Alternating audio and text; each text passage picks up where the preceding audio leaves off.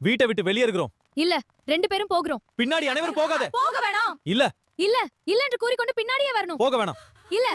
புருஷனுக்கு ஒண்ணுன்னா பொங்கி எழுகிறவ தான் உண்மையான பொண்டாட்டி அப்படிங்கிறத நம்ம ராஜி நிரூபிச்சாங்க அப்படின்னு யாரெல்லாம் நினைக்கிறீங்களோ நம்ம சேனலுக்கு உங்க பொண்ணான கையால ஒரு லைக்கை போட்டு சப்ஸ்கிரைப் பண்ணி ஆதரவு கொடுங்க அன்புறவுகளே. அட ஆமாங்க, இந்த செந்தில் என்னங்க திருந்தாத ஜென்மமா இது. பேசாம அதுக்கு பருத்தி மூட்டை குடோன்ல இருந்துக்கலாங்கிற மாதிரி அவன் அங்கே இருந்திருக்கலாம் குவார்டர்ஸ்ல. அங்க இருந்தா சீரழிஞ்சிருவான்னு சொல்லி வீட்டுக்குள்ள கூட்டியாந்தாரு பாண்டியன். வீட்டுக்கு வந்தா இங்க எல்லாரோட மனசையும் சீரழிஞ்சு சின்ன பின்னமாக்கி வச்சுட்டாரு. இந்த பாண்டியனுமே கொஞ்சம் வாயை வச்சுக்கிட்டு இருக்கலாங்க. சும்மா நொச்சு நொச்சுன்னு நீ பரிகாரம் பண்றான்னு சொல்லிட்டு வாங்கின பணத்தை எல்லாம் கொடுக்க வச்சாரு. அந்த செந்திலும் கொடுத்துட்டு தான் வந்தேன்.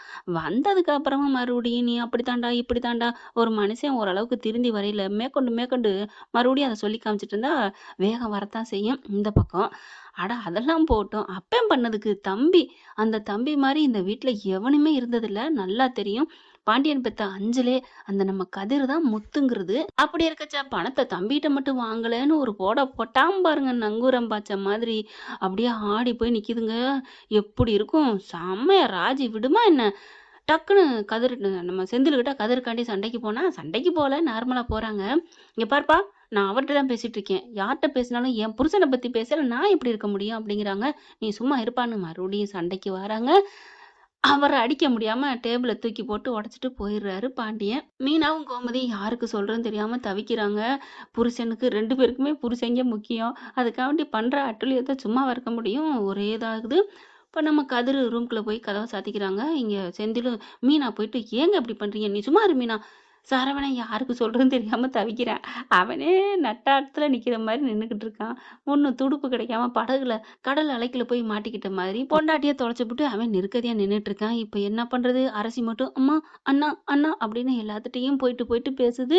நீ போடி, என்ன பண்றதுன்னு தெரியல, இந்த மனுஷனை என்ன சொல்றது, ஏன் இப்படி இவர் பண்றாரு, சும்மாவே இருக்க மாட்டாரா அப்படின்னு இங்கிட்டு திட்டிப்புட்டு இங்கிட்டு செந்திலிட்ட போறாங்க. செந்தில் பார்த்தா என்ன நினைச்சிட்டு இருக்காரு அப்படின்னு ரூம்குள்ள போக மீனா பயங்கரமா கத்துறாங்க. ஏங்க சும்மாவே இருக்க மாட்டீங்களா? என்ன மீனா, நீ எனக்கா பேச மாட்டியா? பாத்தியா அந்த பிள்ளைய புருஷனுக்கா எப்படி வருது அப்படிங்கல. இங்க பாருங்க, நான் சொல்றது மாமாவை பேசுனீங்க, மாமா உங்களை பேசுனாங்க, நான் அதுக்கு வரல. ஏன் இப்ப கதிர் தம்பியை பிடிச்சி எதுக்கு இதுல இழுத்து விட்டீங்க?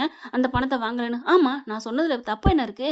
அவன்கிட்ட கொடுத்த காசை வாங்கினாரா அப்படின்னு சொல்ல, இங்க பாருங்க, உங்ககிட்ட வாங்கினதுக்கும் உங்களை திட்டுறதுக்கும் நீங்க பேசிக்கிறீங்க, அதோட முடிக்க வேண்டியதானே. இப்ப எதுக்கு? பாவம் இல்லையா அந்த தம்பி அப்படிங்கிறா. நீ சும்மா இரு, உனக்கு தேவையில்லாத பேசாத. உனக்கு என் புருஷன் மேல எனக்கு முக்கியம்னு நீ என் மேல அக்கறையே இல்லை, என் புருஷன் எனக்கு வேணும் நீ பேசியிருந்தா வீட்டுல எல்லாரும் கண்டதெல்லாம் என்ன பேசுமா அப்படின்னு சொல்லிட்டு இருக்க.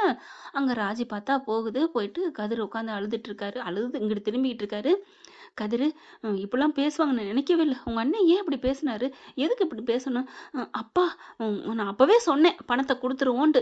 நீங்க தான் சேர்த்து மொத்தமா கொடுப்பான்னு சொன்னீங்க. ஒரு 5 லட்சத்தை கொடுத்துருந்தா மீதி வர கொடுத்துருக்கலாம்ல. எங்க அப்பா தர்ற காசையும் வேணான்னு சொல்லிட்டீங்க. இப்போ உங்களை எப்படிலாம் பேசுறாங்க பாத்தீங்களா?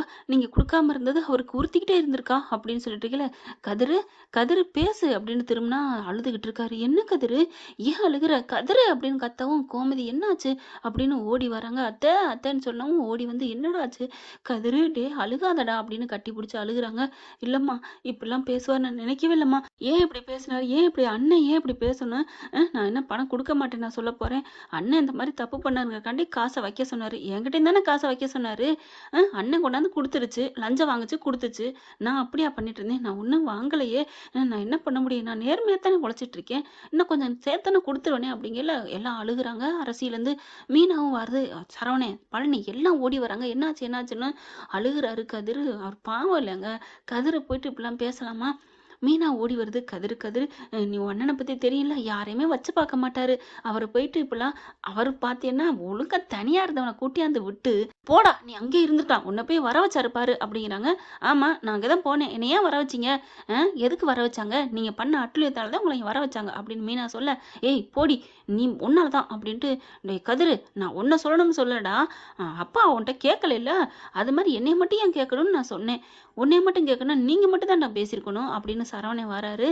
அப்படியே பாக்குறாங்க. இல்ல, நான் இனிமே ஒரு நிமிஷம் இங்க இருக்கல அப்படின்னு என்ன பண்றாங்க, வேகமா கதிர் வெளில கிளம்புறாரு. எங்க போறேன்னா, நான் வந்துருவேன் அப்படிங்கல. டேய் கதிர், எங்கடா? ஏம்மா என் உசுரு இங்கே இருக்குமா, நான் அவளை விட்டுட்டு நான் போக மாட்டேன் அப்படின்ட்டு போறாரு. இன்னும் 1 மணி நேரத்தில் நான் வருவேன். வண்டி எடுத்துட்டு கிளம்ப ராஜி பார்க்குது. அப்போ உசுருன்னு சொன்னது நம்மளை தான் அப்படின்னு அவங்களுக்கு நினைப்பு வருது.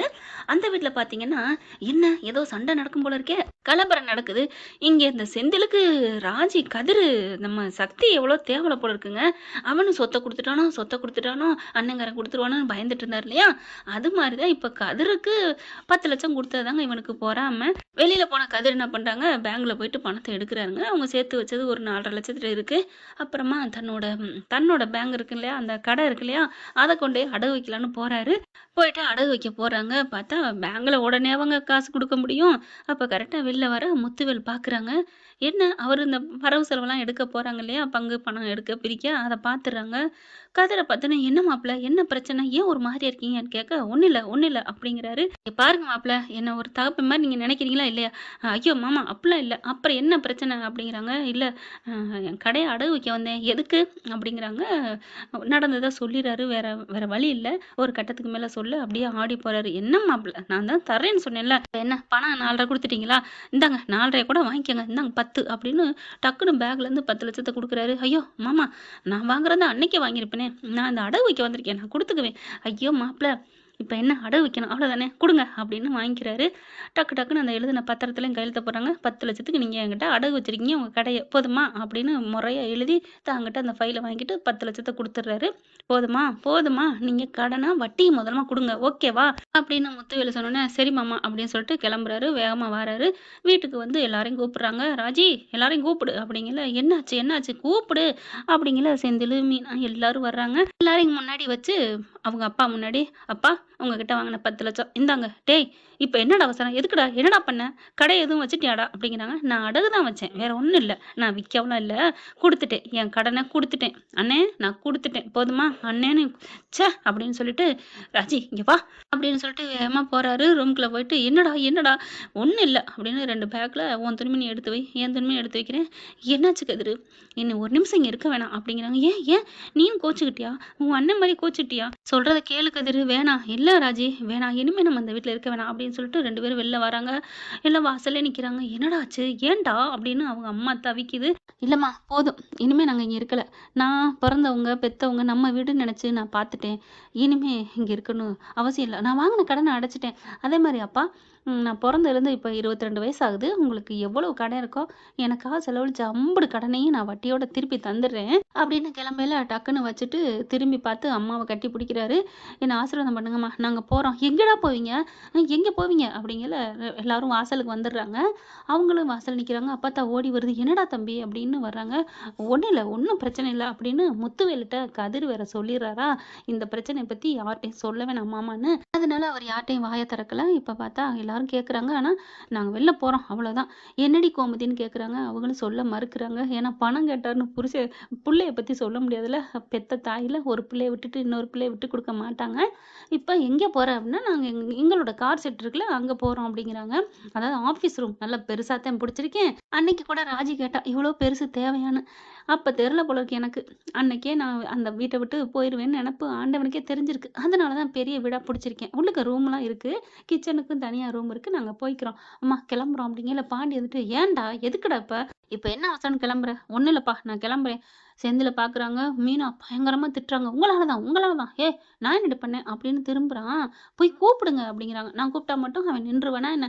போகணும்னு முடிவெடுத்துட்டேன், விடு, அவனாவது நிம்மதியாக இருக்கட்டும்" அப்படிங்கல. ச்சே அப்படின்ட்டு கதிர்கிட்டையும் ராஜிட்டையும் வராங்க. "ராஜி, கதிர், போகாதீங்க ப்ளீஸ்ன்னு வந்து கெஞ்சுன்னு கெஞ்சுறாங்க. ஆனால் முடியாதுன்னு கிளம்புறாங்க. அங்கிட்டு முத்துவேலு வராங்க. "என்ன மாப்பிள்ள, என்ன ராஜி?" அப்படிங்கிறாரு. "ஒன்றும் இல்லை மாமா, நான் தான்" அப்படிங்கல. கண்ணாலே ஜாட பேசிக்கிறாங்க. "எங்கே போகிறீங்க?" "எங்களோட கார் ஆஃபீஸ் இருக்குல்ல, நாங்கள் பிடிச்சிருக்கோம் இல்லையா, அங்கே தான் போகிறோம்" அப்படிங்கிறாங்க. "சரி போங்க." ராஜியை பார்க்குறாரு. "நீ போம்மா." "என்னப்பா, நான் உங்களுக்குன்னு வீடு செட் பண்ணிட்டு கூப்பிட்றேன், நீங்கள் போங்க." "அப்பா இருக்கேம்மா, உன் பங்கு இருக்குமா." உடனே சக்திக்கு தூக்கி வாரி போடுது. அள்ளி கொடுத்துருவானோ அப்படின்னு. "என்னடா சக்தி பார்க்குற, என் பங்குன்னு ஒன்று இருக்குல்ல, அது என் பிள்ளைக்கு தானே, நான் கொடுத்துக்குவேன்" அப்படின்னு சொல்லிட்டு கிளம்புங்க அப்படிங்கிறாங்க.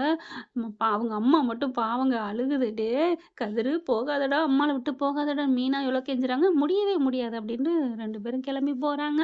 அப்படியே ஒரு மாதிரியா, "வா ராஜி வா" அப்படின்னு கட்டி அணைச்சிக்கிட்டு 2 பேக்கை தூக்கிட்டு கிளம்புறாங்க.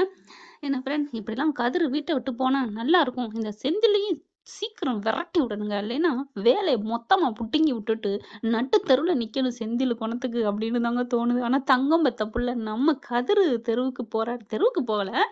கண்டிப்பா மாமனார் விட்டுருவாரா என்ன? அவர் எவ்வளவு நல்லது பண்ணியிருக்காரு நம்ம கதிரு முத்துவேலுக்கு. பார்க்கலாம் ஃப்ரெண்ட். இந்த பதிவு உங்களுக்கு பிடிச்சிருந்துச்சுன்னா, உங்க பொண்ணான கையால ஒரு லைக்க போட்டு சப்ஸ்கிரைப் பண்ணி ஆதரவு குடுங்க அன்புறவுகளே. Thank you friends. இந்த வீடியோ உங்களுக்கு பிடிச்சிருந்தா தயவு செய்து லைக் பண்ணுங்க. இன்னும் அப்டேட்ஸ்க்காக சேனலை சப்ஸ்கிரைப் பண்ண மறக்காதீங்க. நம்ம கிட்ட இருக்க எல்லா சேனல்ஸோட லேட்டஸ்ட் வீடியோ அப்டேட்ஸ்க்காக மேல ரைட் சைடுல காட்டுற லிங்கை கிளிக் பண்ணி வாட்ஸ்அப் குரூப்ல ஜாயின் பண்ணுங்க. உங்களிடம் விடைபெறுவது நான் உங்கள் மெஹர்.